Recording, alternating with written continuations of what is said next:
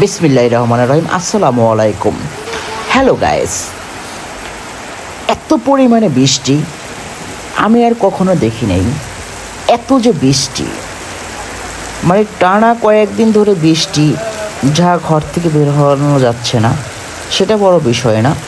কিন্তু আজকে এত পরিমাণে বৃষ্টি হচ্ছে, যা ভাষায় আপনাদের প্রকাশ করতে পারতেছি না যে এত পরিমাণে বৃষ্টি হচ্ছে।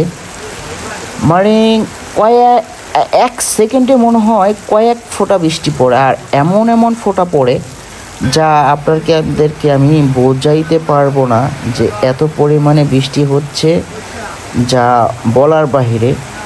আপনার একটা দেহ ভিজতে হয়তো মনে হয় সর্বোচ্চ 1 মিনিট লাগতে পারে পুরা দেহটা ভিজে যেতে, আপনি যদি বৃষ্টিটা ভিতরে দাঁড়ান।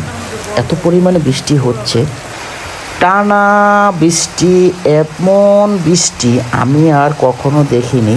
বৃষ্টি অনেক দেখেছি, ঝড় তুফান বাতাস অনেক দেখেছি, কিন্তু এইভাবে বৃষ্টি পড়তে আমি আর কখনো দেখিনি যে এত পরিমাণে বৃষ্টি, যা কোনো ফাঁক নেই। ফোঁটাটা পড়তেছে, যা কোনো ফাঁক নেই। টানা 2.5 ঘন্টা একটা জায়গায় দাঁড়িয়ে রয়েছি, প্রস্রাব করতে যাব পর্যন্ত সেই সুযোগটা পাচ্ছি না। এত পরিমাণে বৃষ্টি হচ্ছে এবং বৃষ্টি পড়তেছে। ঘড়ি ধরা 2.5 ঘন্টা একই জায়গায় দাঁড়িয়ে রয়েছি, কোনো জায়গায় লড়তে পারতেছি না, কিছু করতে পারতেছি না, এবং কি প্রস্রাব করতে যাব সেটাও যেতে পারতেছি না। এত পরিমাণে বৃষ্টি হচ্ছে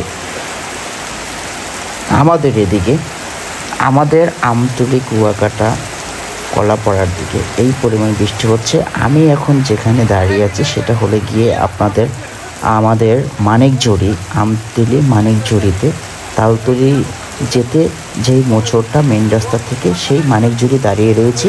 এত পরিমাণে বৃষ্টি হচ্ছে যা আপনাদেরকে আমি বলে বোঝাতে পারতেছি না যে কী পরিমাণে বৃষ্টি হচ্ছে আমাদের এদিকে। এরকম বৃষ্টি আমি আর কখনো দেখিনি।